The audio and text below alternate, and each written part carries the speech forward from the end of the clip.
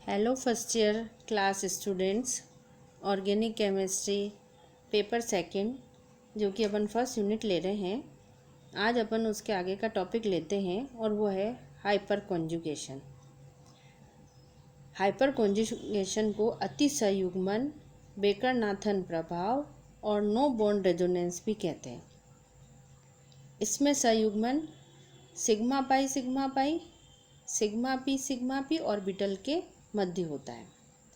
Hyper conjugation में कुछ part resonance होता भी है और नहीं भी होता है, इसलिए इसको नो बॉन्ड रेजोनेंस भी कहते हैं। हाइपर कॉन्जुगेशन एक स्टेबल इफेक्ट होता है।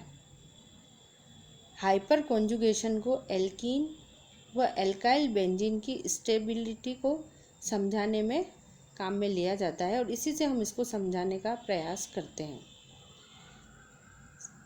फर्स्ट एग्जांपल हम लें एक एल्कीन, पर इसको लेने से पहले हमको एक अल्फ़ा हाइड्रोजन और अल्फ़ा कार्बन को समझना ज़रूरी है, क्योंकि हाइपर कॉन्जुगेशन में इसका बहुत रोल है। इसलिए किसी फंक्शनल ग्रुप से जुड़े कार्बन को अल्फ़ा कार्बन और उससे जुड़े हुए हाइड्रोजन को अल्फ़ा हाइड्रोजन कहते हैं।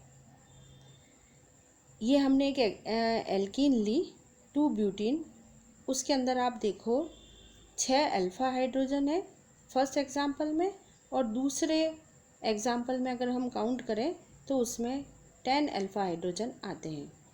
अल्फ़ा कार्बन कौन सा है? जो फंक्शनल ग्रुप से जुड़ा हुआ कार्बन होता है वो अल्फ़ा कार्बन, और उससे जुड़े हुए जो हाइड्रोजन है उनको अपन अल्फ़ा हाइड्रोजन कहते हैं। तो केवल हम उन्हीं को काउंट कर रहे हैं। तो फर्स्ट के अंदर जो 2 ब्यूटीन है उसमें 6 अल्फ़ा हाइड्रोजन है।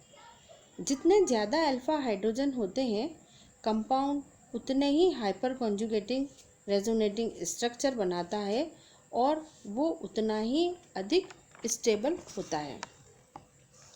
ये हमने यहाँ पर 2 ब्यूटीन ली है और अब 2 ब्यूटीन में इलेक्ट्रॉन के ट्रांसफ़र से ए और बी टाइप के रेजोनेटिंग स्ट्रक्चर बनेंगे।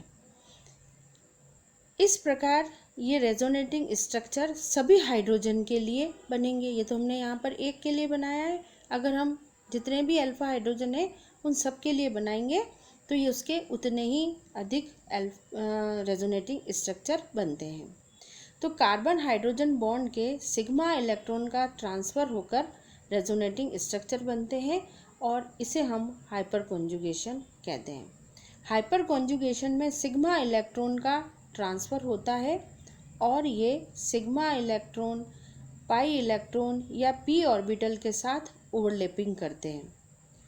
यदि हम इथीन, प्रोपीन और 2 ब्यूटीन की तुलना करें तो इथीन जो है उसके अंदर अगर हम अल्फ़ा हाइड्रोजन काउंट करें तो उसके अंदर अल्फ़ा हाइड्रोजन 0 हैं। प्रोपीन के अंदर अल्फ़ा हाइड्रोजन 3 है और 2 ब्यूटीन है उसके अंदर अल्फ़ा हाइड्रोजन 6 होते हैं। तो 2 ब्यूटीन ज़्यादा स्टेबल होगा, क्योंकि जितने ज़्यादा अल्फ़ा हाइड्रोजन उतना ही हाइपर कॉन्जुगेशन ज़्यादा, क्योंकि उसके रेजोनेटिंग स्ट्रक्चर ज़्यादा बनेंगे, और जब रेजोनेटिंग स्ट्रक्चर ज़्यादा बनेंगे तो वो स्टेबल भी ज़्यादा होगा।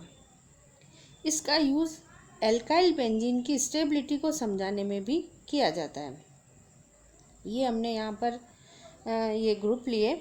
इन एल्काइल ग्रुप का बेंजीन रिंग पर प्लस आई इफेक्ट पड़ता है और उसके अकॉर्डिंग रिएक्टिविटी का ऑर्डर ये रहेगा इसमें, क्योंकि जो जो प्लस आई इफेक्ट है उसके हिसाब से जो रिएक्टिविटी का ऑर्डर आएगा वो ये होगा कि टर्शियरी ब्यूटाइल बेंजीन जो है वो सबसे ज़्यादा रिएक्टिव होगा, उसके बाद आइसोप्रोपाइल बेंजीन, फिर इथाइल बेंजीन और टोलुइन, ये वाला ऑर्डर उसके अंदर आना चाहिए।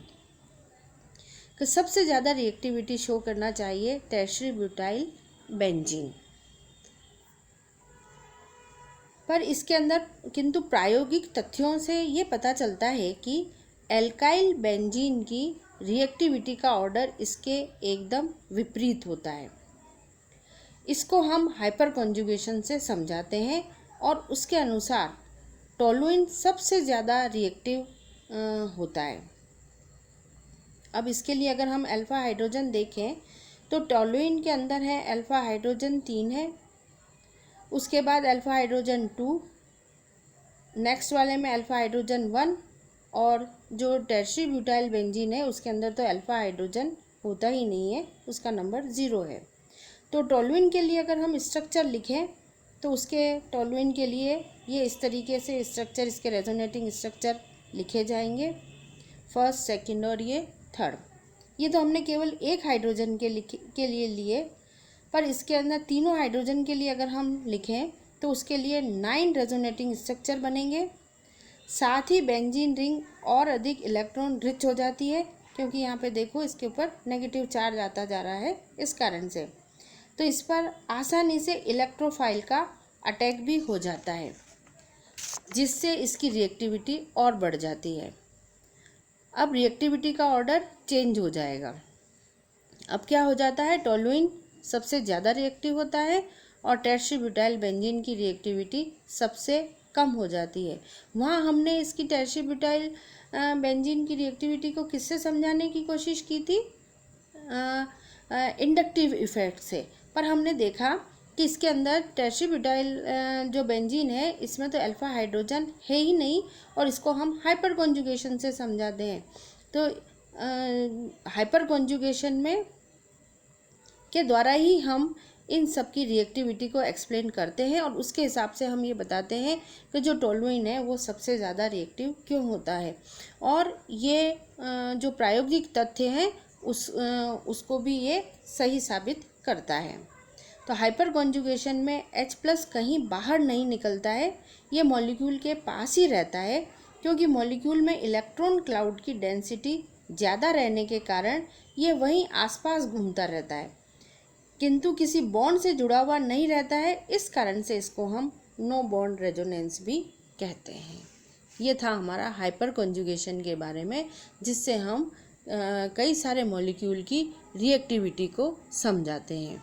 तो एक ही मॉलिक्यूल को अगर हम लें तो उसमें ये देखना होता है कि हम इसके अंदर इसकी रिएक्टिविटी को हमने किस तरीके से समझाया है। कोई एक ही फैक्टर इनके अंदर वर्क नहीं करता है, कई सारे फैक्टर मॉलिक्यूल को समझाने के अंदर इफ़ेक्ट डालते हैं। Thank you.